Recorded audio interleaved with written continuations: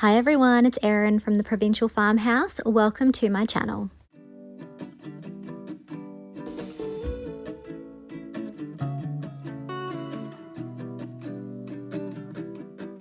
Today I'm going to be doing some thrift flips using one of the new Roycycled decoupage papers. For our first project, I'm going to be using this watering can from IKEA. I always love to work on these when I can find them. My first step was to spray this with Rust-Oleum's Clear Matte Sealer to prime it for painting, and then I'm using Dixie Belle's Drop Cloth Chalk Mineral Paint to paint the center part of the watering can. So I'm not going to be painting the handle, the top part, or the spout with this color. Next, I'm going to be using Dixie Belle's Juniper Limited Edition Fall Color. I'm using a small artist brush to apply this to the spout of the watering can. I'm also going to be adding the same color to the handle and the top part. I really love this green. It is a beautiful natural tone that is going to go beautifully with the decoupage paper that I've selected for today's projects. Remember, you can find a full product list in the description below and all of these products on our website, theprovincialfarmhouse.com.au. Next, I'm going to be using Roycycled's new Fall Botanical Project Blocks decoupage paper. Next, I need to work out what part of the paper I'm going to use. So I'm lining it up on the watering can, and then once I've worked that out, I'm going to use some water on a small artist brush to trace out the section that I want. I'm then able to very carefully tear along that waterline.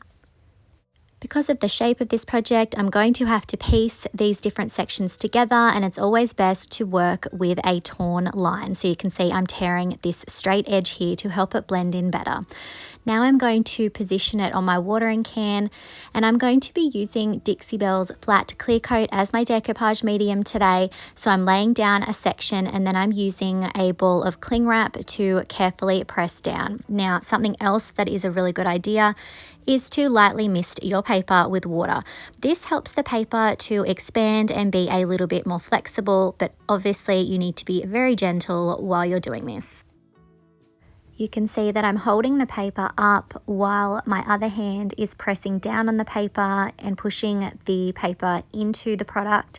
Here I'm using that artist brush again to tear the paper so that I can manipulate it around the handle. And again, any little pieces that I tear off, I'm able to almost collage them over areas where maybe the paper was a little bit torn or there's a small gap. So this is definitely something that I'm piecing together, but those torn edges are really going to help this look like a more seamless design. Now I'm going to be organizing the next section for the other side of the watering can. So you can see I'm using that paintbrush with the water so that I can tear the section that I want. And you can see again here around the spout that I'm using that same little paintbrush with the water on it so that I can tear my paper so that I can have it cut in a way that's going to fit the watering can. And I do not chuck out any of my pieces. I keep them so that I can piece them back together. Here you can see I have this little part. I'm tearing it to make sure it fits in the gap, and then I'm decoupaging it down. When we get to the other side, I'm adding some product where the paper's going to meet. I've already misted my paper so that it is flexible, and I'm going to position it around the spout, and I'm pressing down, and any areas where I've got excess paper, I'm able to very carefully tear that off and then reposition it to fill in those little gaps. And here I had some overlap, so I'm very carefully going to tear off that excess paper. And because we have that line that's been torn, those pages can blend together a lot better than if I had a straight line. So again, I'm misting that paper and very carefully pulling it around. Now, this particular section got a little bit tricky. Obviously, we're dealing with a rounded surface. So you can see I'm tearing this little bird away, being careful to go around the detail so that I can put that little bird back. We're going to reposition this piece. And again, because of that torn edge, it will look a lot more seamless than if I'd cut it out straight. So I'm repositioning the bird, and as I'm doing this, I'm making sure that it's not going to impact the image underneath. So I'm going to tear a little bit more of that paper off so that the little bird's tail is visible. And then I'm going to add some more of my flat clear coat so that I can put the rest of the paper down and adhere it. Here you can see this sweet little owl was going to be cut off. So I just tear the whole piece off.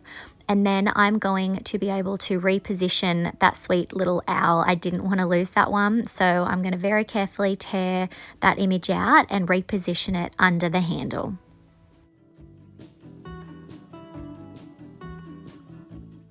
Once I have all my decoupage paper down, I'm going to very carefully tear off the excess paper down the bottom. I'm then going to apply another coat of Dixie Belle's flat clear coat over the entire section where I have the decoupage paper to seal that all in. I want to add some detail to the top of the watering can, so I have taken out my primitive mould by IOD. I'm dusting the sections that I'm going to cast with cornstarch, and then I'm working my air dry clay into those sweet little leaves on the left there. I'm going to be casting quite a few of these. I want to add a few of them to the top, so I just tend to cast a bunch of them so that I've got a lot to work with, and then anything that I don't use I can just put back in my container with my other clay.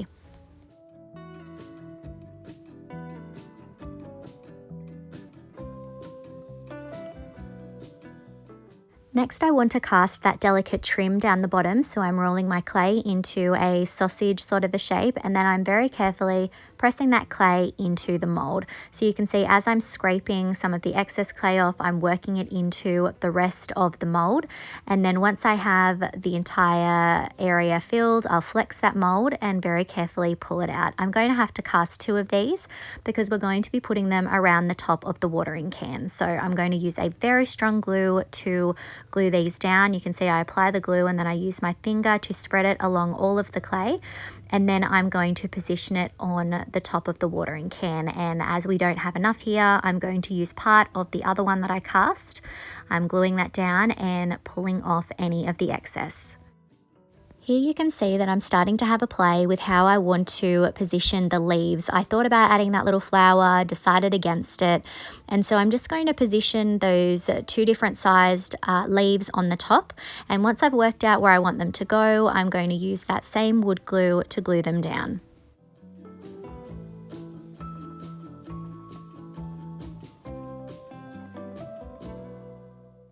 I used IOD's primitive mold today, but they have a lot of other molds that have leaf designs that you could use instead, or maybe you could go in a different direction and add transfers or stamps or stencils to the top. This is really a project that you could really customize and make your own if you're going to give this a try.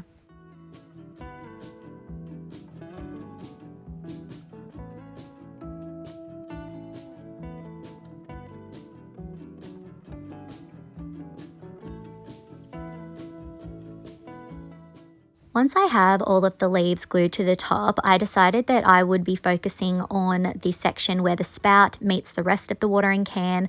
I've already cast some of the longer leaf designs, so I've added some glue where I want them to go. And then I'm carefully applying them along the seam where the spout meets the watering can, adding some little leaves and the longer leaves and framing it out.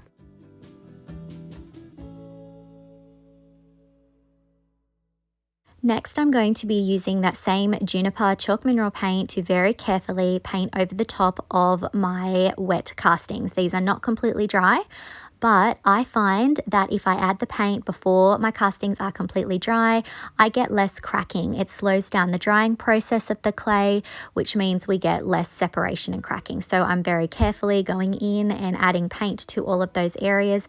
If I get some paint on the section that does not have that paint, say down on the decoupage paper, because I've already sealed that paper, I am able to come in with a baby wipe and I can wipe off the excess that's gone where I don't want it to go. So that's why I wasn't worried about adding my paint after I had glued my castings down.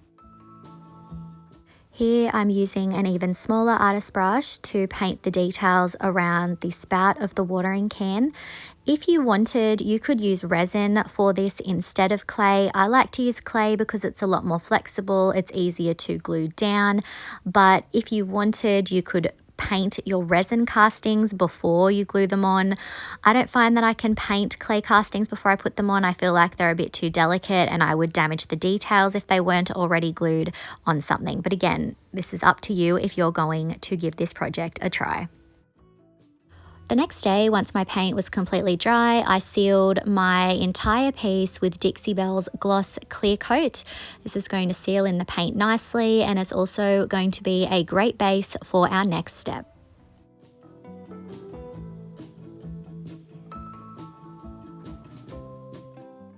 To age this a little bit, I'm going to be using Dixie Belle's White Wash Glaze.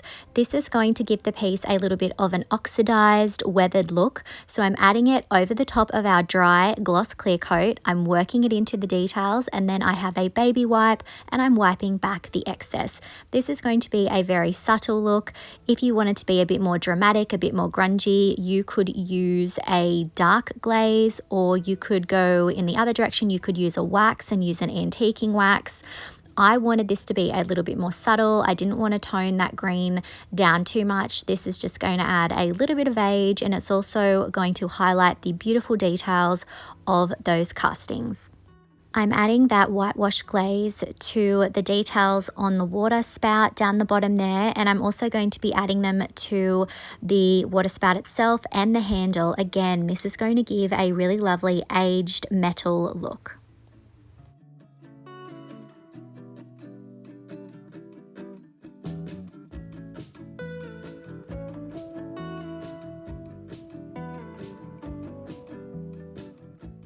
And here's our finished watering can.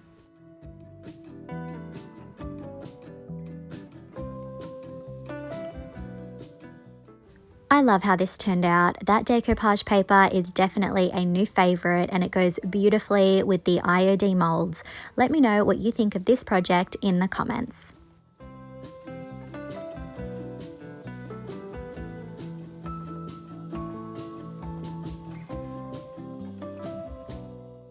For our next project, I'm going to be using this slate board that I picked up at the thrift store for a few dollars. My first step is to take the rope hanger off, so I'm just undoing the knots so that I can take that off. It's going to make our next few steps a lot easier.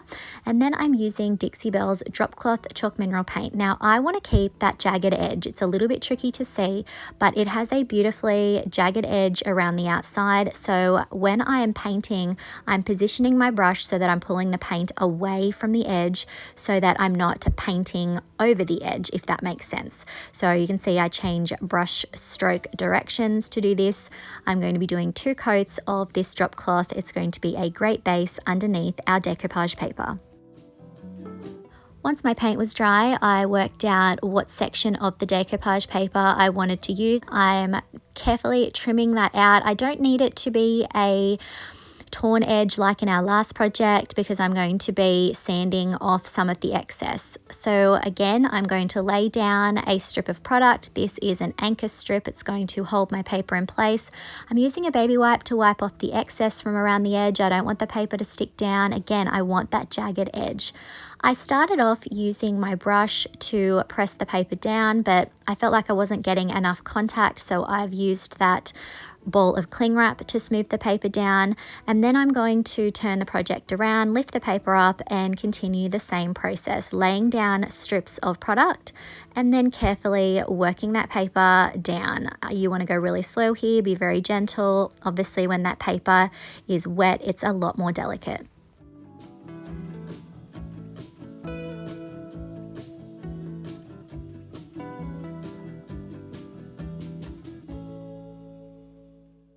Once I had all of the decoupage paper down and it had dried completely, I used some 220 grit sandpaper to very carefully sand off the edges. Now this is a jagged edge. I'm going to need to go slow here. I'm going to use the sandpaper to get off the excess, but I'm also going to be using a paintbrush with some water on it as well so that I can do a little bit of tearing. This was a little bit time consuming, but I feel like it was definitely worth it. Once I'd gone around and removed all of the excess paper, I came in with that Dixie Belle flat clear coat again to seal my paper down. Once the paper was completely dry, I used the end of a paintbrush to very carefully press down in the sections where the holes were for the little hanging rope. So I also added a little bit of sealer there to seal that in. Now I'm pulling that rope through and tying knots to hold it in place.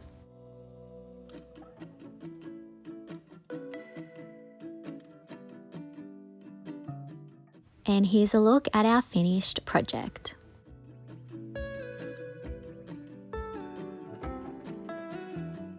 I love how this turned out. I love how the paper goes so beautifully with the jagged edge of the slate. Let me know what you think of this project in the comments. For our final project, I'm going to be using this lovely white caddy. I liked how it was already, it just needed a bit of a clean. So we're going to add the decoupage paper directly over the top of the existing finish. Here you can see I'm just working out what sections of the paper I want to use. Then I'm very carefully trimming out the section that I want.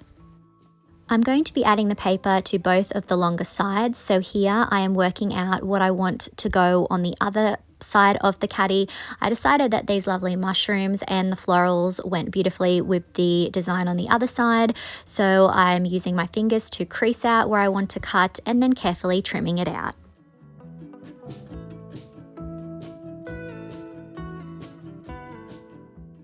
Now that I have my paper ready, I can start to put it down. So I'm very carefully lifting up the edge of the paper, laying down a strip of product, and then I'm going to carefully push the paper into position using my ball of cling wrap. Again, this is personal preference.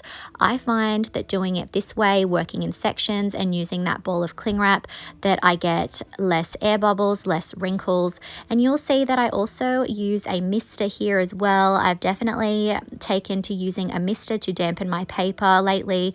I find that it allows the paper to stretch so that I get less wrinkles and I can position it better. I also find that if I mist the edges, my paper lays down a little bit better. You may find on corners or edges that your paper is sort of puckering or pulling up and you find it hard to lay your paper down flat. Misting the edges, like here in this top right hand corner, misting the edges allows that paper to lay flat. Now we need to work on the other side of our caddy, so I'm going to repeat the same process, laying down a strip of product and then pressing my decoupage paper down. This paper has been so fun to work with. I've still got probably about half of the paper left, so I've still got a lot of projects that I can do with it. They are beautiful, big designs that you can really spread over a lot of projects.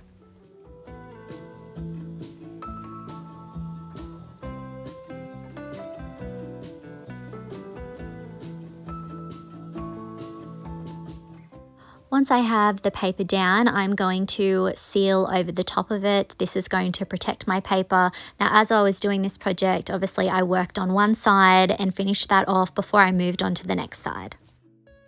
To tidy up the edges, I'm going to use a block of 220 grit sandpaper to sand down in a downward motion. This is going to create a lovely line. I can very carefully tear that paper off. This is the tidiest way to do this when you're working with a straight flat edge. I will repeat this process on both sides. And here's our finished caddy.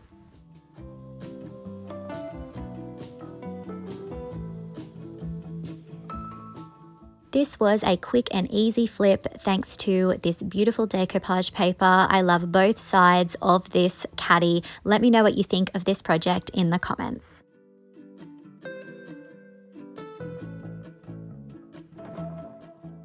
I really hope that you enjoyed today's video and that it's inspired you to try Roycycled's new Fall Botanical Project Blocks. This is a gorgeous paper that I can see being spread over lots of projects. Let me know if you had a favorite project from today's video.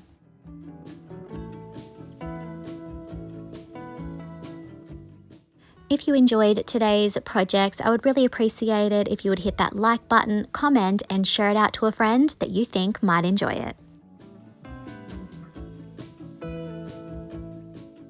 If you haven't already, I would love it if you could hit that subscribe button and the notification bell so that you don't miss out on any of our videos. You can find the products used today on our website, theprovincialfarmhouse.com.au. Thanks for watching.